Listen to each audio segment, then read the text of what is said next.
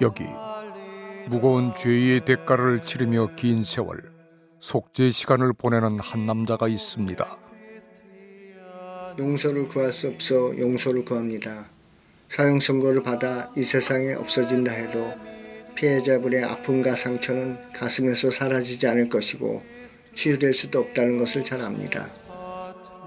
절도와 강도라는 죄의 무게를 덜기 위해 15년을 담장 안에서 참회의 날들을 보낸 남자는 마침내 올해 자유의 몸이 됩니다. 그런 그가 출소한 지 석 달 후 모습을 드러낸 건 서울의 한 경찰서였습니다.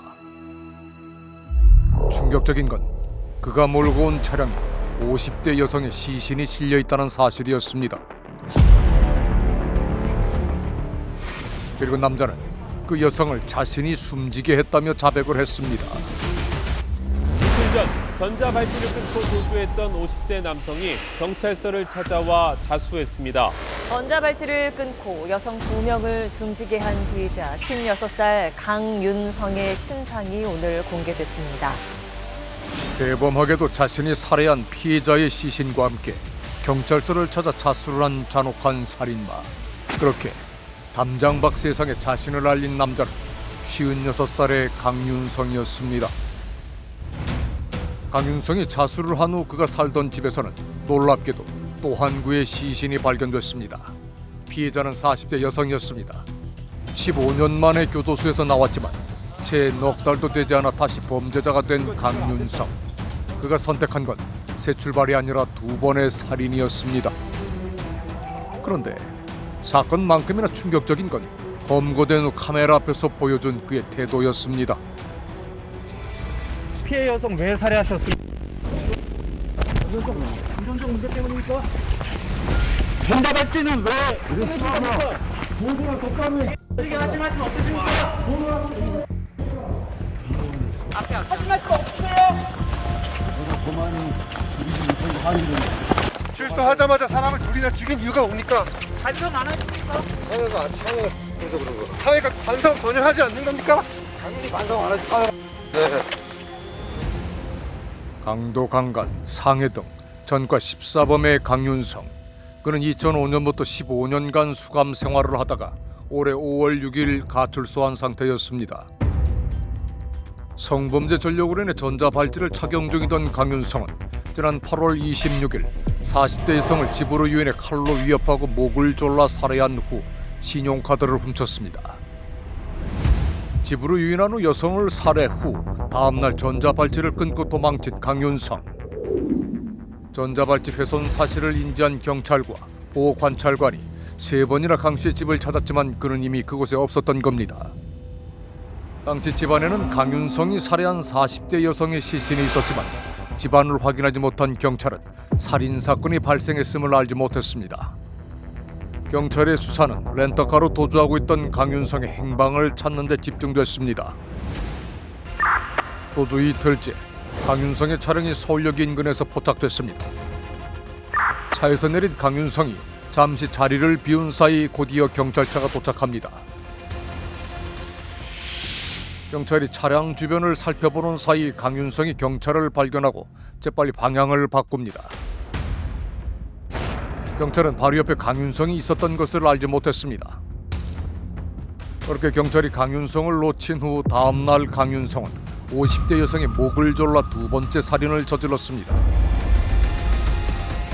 2번째 살인을 저지르고 5시간 후 강윤성은 피해자의 차량 트렁크에 피해자의 시신을 실은 채 경찰서를 찾아와 자수를 했던 겁니다. 검찰 송치 당시 강윤성이 밝힌 범행 동기는 금전 문제였습니다. 언론 보도 뭐가 잘못됐다는 겁니까? 성관계 문제로 살해한 게 아닌데 처음에 이틀 동안 보도 제가 성관계 거부해서 목졸라 살해했다는 보도가 잘못된 겁니다. 그럼 범행 동기는 돈 때문입니까? 네, 맞습니다. 40살이던 2005년부터 15년 동안 수감 생활을 하다 50대 중반이 되어 세상 밖으로 나온 강윤성. 그가 출소한 지 석 달 만에 2번이나 살인을 저지른 이유는 정말 돈 때문인 걸까? 하지만 우리는 취재 도중 이와는 상반된 얘기를 들을 수 있었습니다. 손님으로 만난 강윤성과 시간을 보낸 적이 있다는 유미 씨. 그녀는 조심스럽게 강윤성에 대한 얘기를 들려줬습니다. 어떻게 기억되는 손님이세요? 제가 혼자 갔는데 나중에 뭐 놀고 있는 사람 있으면 한 명 더 부르라고 해가지고 한 명 더 불러서 재밌게 놀아달라고 칩도 10만 원씩 주고 아무런 뭐 저기도 없이 되게 매너 좋게. 항상 혼자 왔지만 2명의 아가씨를 불러 두둑한 팁을 챙겨주며 놀다 간 점잖은 손님. 자신이 벌인 2건의 살인사건은 모두 돈 때문이라고 했지만 그와 시간을 보낸 여성들이 기억하는 강윤성은 돈이 많아 보이는 손님이었습니다. 석 달 동안 동네에서 강 씨를 지켜본 주민들도 마찬가지였습니다. 돈이 좀 있으신 분 같았어요. 처음에 오실 때부터. 항상 현금으로 담배를 사고 담배 2개씩 샀거든요. 그러니까 차림새 자체가 돈 좀 있으시네. 강윤성이 경제적으로 어려운 형편이라고 느껴지지 않았다는 겁니다. 출소 당장 생활비가 필요했을 것으로 보이는 강윤성. 그가 찾은 것은 동네 주민센터였습니다. 기초생활수급자로 지정받기 위해서였다고 합니다. 수용자한테 지원해주는 조항이 있어요. 출소에 지원이 따로 있어요? 예, 조항이 따로 있어요. 한 달에 3번 이상을 알아봤을 거예요. 배고프다. 일자리 좀 알아보다가. 강윤성은 기초생활수급비로 80여만 원을 지원받고 임대주택 보증금과 각종 기부 물품 등 총 700여만 원 정도의 돈과 현물을 지원받았다고 합니다. 강윤성에겐 정부와 지자체의 지원금뿐만이 아니라 다른 수입원도 있었던 것으로 보입니다. 교회 같은 데 가가지고 빵에서 나왔는데 선생님 살고 나왔는데 먹고 살아야 되니까 좀 도와주십시오. 이런 식으로 가맹이 비슷하게 하는 거예요. 요즘은 세상이 어느 때인데 그런 걸 사냐고. 그게 또 그거 몇 개천에 놓으면 아니니까 한 1, 20만 원 줘서 보내고 이제 그랬던 거야. 이런 수입에도 불구하고 주변 지인들에게 자신의 사진을 보내며 돈을 빌려줄 것을 자주 요구했다는 강윤성. 바로 나오니까 200만 원만 돈 해줘. 바로 그날 줄 테니. 그럼 유민차고 300만 원 더 빌려줘 그럼. 첫 번째 살인사건 당일 지인에게 전화를 걸어왔다는 강윤성. 그때는 강윤성이 첫 살인을 저지른 지 1시간이 지날 무렵이었습니다. 너무나 걱정스러운 만큼 사고가 났거든. 돈을 안 해줘서 모든 게 끝났다. 이 씨는 강윤성이 왜 그 시점에 범행을 저질렀는지 짐작가는 일이 있다고 했습니다. 무슨 유통업을 하는데 그러니까 슈퍼식으로 법인을 내서 묵주가 물건을 사왔고 그거를 되팔고 이렇게 하면서 그걸 또 다시 현금화시키고 그러면서 신용 등급을 올려서 나중에는 그냥 뻥 터뜨리는 거지 그냥. 사기 범죄로 큰 돈을 벌 수 있다는 꿈에 한창 부풀어 있던 강윤성.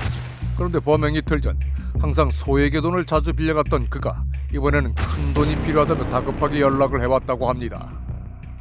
PB에서 500만 원 쓰고 나서부터 신용등급 떨어지고 그러니까 막 굉장히 쪼아는 모양이더라고 그쪽에서. 그러면 어떻게 법인을 못 냈잖아요.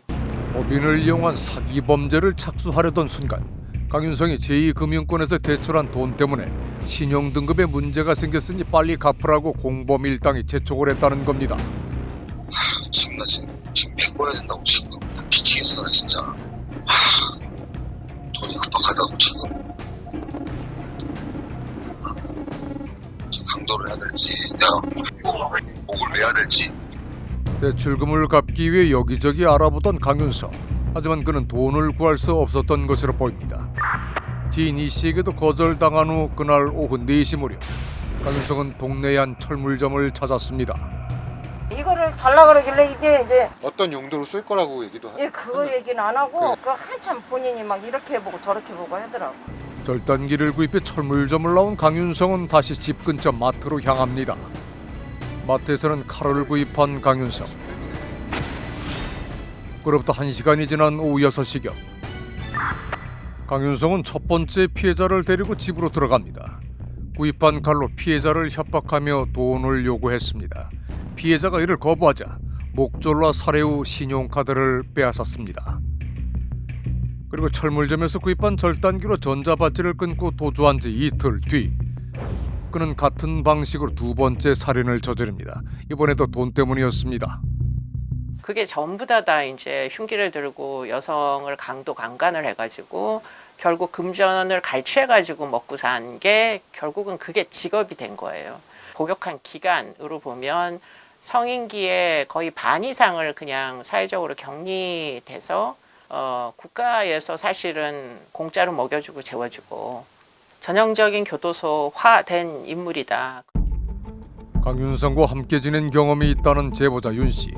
그가 지내던 교도소로 강윤성이 2020년 어느 날 이감을 해오면서 처음 그를 보게 됐다고 합니다. 독박을 주는 룰이 있잖아요. 걔는 모든 게 다 특혜야, 그런 거. 쉽게 이유를 짐작할 수 있었다는 윤 씨. 강윤성은 윤 씨가 있던 교도소로 옮겨오기 전부터 악명이 높은 재소자였다고 합니다. 정보 공개 요구하고 이런 거 있지 않습니까? 그런 거를 아주 느슨하게 잘해요. 예를 들어서 뭐 자기가 있던 무슨 교도소에서 보안과장이 자기를 괴롭혔어. 좀 힘들게 했다 그러면 그 보안과장이 법인카드 사용 내역을 공개 청구하는 거예요. 정보 공개 청구. 그러고 뭐 조금 약간 이상하게 했다? 그러면 인권위에다가 고발하고. 뭐 아주 그래서 이제 교도소에서 그걸 코골이라 그러거든요. 전국에서 제일 유명한 코골이였어요, 걔가. 가는 교도소마다 교도관들을 불편하게 폭탄으로 불렸다는 강윤성. 이런 이유로 그는 15년 동안 폭탄 돌리기를 하듯 교도소를 자주 옮겨 다녔다고 합니다. 전 교도 행정관들이 그냥 골이 아프니까 이렇게 만들어주니까 얘는 그 안이 천국인 거예요. 그러니까 갇혀만 있을 뿐이지 그 안에 생활은 왕이죠. 그러고 보니 강윤성이 출소 후 공공기관에서 보여준 태도도 교도소 시절의 증언들과 몹시 비슷합니다. 그때 수급자 신청을 하셔가지고 수급자 선정되는데 보통 약 3달 정도 걸리거든요. 그러니까 무조건 와서 큰소리부터 치는 겁니다. 나 뭐 교도소 나왔는데 뭐 어떻게 할 거나 직원 협박에 요즘에는 놀래가지고 뒤에서 다 커버해주고 저희도 그런 입장이거든요. 본인은 그 3개월도 못 기다렸다. 네, 그렇죠. 전문가들은 이런 강윤성의 행동에서 볼 수 있는 특징이 있다고 지적합니다. 이 사람이 그렇게 민원을 넣는 것 자체부터가 이제 반사회성 성격과 자기애성 성격을 보여주는 거라고 생각을 해요. 나는 이런 대우를 받을 만한 사람이 아니야 라는 생각에 1차적으로 작용했을 거고요. 그렇게 해서 얻어낸 권력, 지위를 이제 맛보게 되니까 이런 것들이 이 사람의 이런 행동 패턴, 사고 패턴을 더 강화시켰을 가능성은 있겠습니다. 자기애성 성향이 내가 나를 바라봤을 때 나는 이만큼 능력이 있는 사람이다라고 착각했던 그 상황이 현실에 나왔을 때는 나의 좌절이 아니라 이거는 이 사람들이 나를 인정해주지 않기 때문에 그런 거야. 사회가 잘못된 거야. 이 사람이 나를 무시하고 있기 때문에 그런 거야 라고 하면서 분노를 밖으로 표출해 버리거든요. 맨 마지막에 범행사실 이후에서도 나의 어떤 상황을 네가 돈을 안 줘서 그렇다는 상대방의 책임으로 자꾸 던지려고 그러잖아요. 오랜 기간 강윤성을 알고 지냈다는 지인 양 씨. 자수를 하고 체포가 된 강윤성이 구속 중 그에게 전화를 걸어왔다고 합니다. 경찰서에서 나한테 전화가 왔어. 형 나 끝났어. 내가 왜 욕했어요. 야 이 새끼야. 니가 인간이냐. 그냥 나보고 이제 마지막이라고 그냥 형이 잘 살라고. 그러면서도 좀 뭐라 그러냐면 나 하는 거 봤어? 그래. 뭘 하는 거야? 그 기자 그 카메라 발로 쳐는 거. 다양한 성격 장애를 보이는 범죄자들을 만나온 권일홍 교수는 강윤성이 기존의 반사회적 인격장애 범죄자들과는 다른 특징을 보인다고 지적합니다.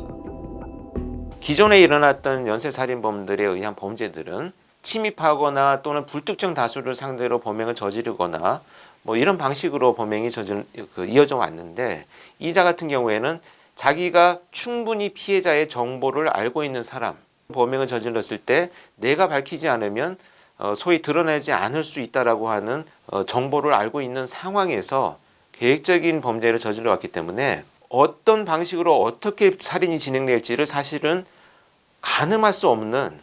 강윤성이 목숨을 빼앗은 2명의 피해자 모두 불특정 다수가 아닌 본인이 알고 있었던 사람이라는 겁니다. 아는 사람들을 대상으로 계획적인 살인을 저지른 강윤성. 그는 금전적인 이익을 위해 아무렇지도 않게 돌변한 겁니다. 꽤 돌변하는 태도를 우리도 확인한 적이 있습니다. 기자들 앞에서 폭력적인 모습을 보이던 강윤성이 검찰 송치를 앞두고 갑자기 뒤바뀐 태도를 보였던 겁니다. 성관계 거부해서 목졸라 살해했다는 보도가 잘못된 겁니다. 그럼 범행 동기는 돈 때문입니까? 네, 맞습니다. 기본적으로 전과 14범이라고 하는 거는 수사 재판 과정 그리고 양형 과정 이런 것들에 대해서 상당한 지식을 갖고 있다고 봐야 되죠. 그러면 사실 살인 직후가 아닌 어느 정도 시간이 지난 시점에서 이 사람한테는 특히 이제 검찰 송치 단계에서는 재판 과정에서 본인이 보여야 할 모습 그러니까 이런 것들에 대해서 그러니까 이 사람은 항상 계산을 하고 있는 사람으로 보여요.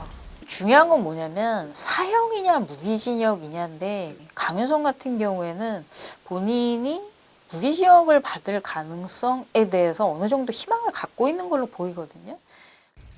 시간을 되돌린다면 살인의 폭주를 막을 수 있는 기회가 있었던 걸까? 성폭력 전과자가 전자발찌를 찬 상태에서 초등학교 여학생을 자신의 집에 데려가 성범죄를 저지른 30대가 경찰에 붙잡혔습니다. 전자발찌는 사실상 위치 추적 기능만 담당하기 때문에 전자발찌 착용자가 피해자를 집으로 불러들여 범행을 하는 경우에는 사실상 알아낼 방법이 없다는 한계가 있습니다. 지금 집안이 결국은 제일 위험하잖아요.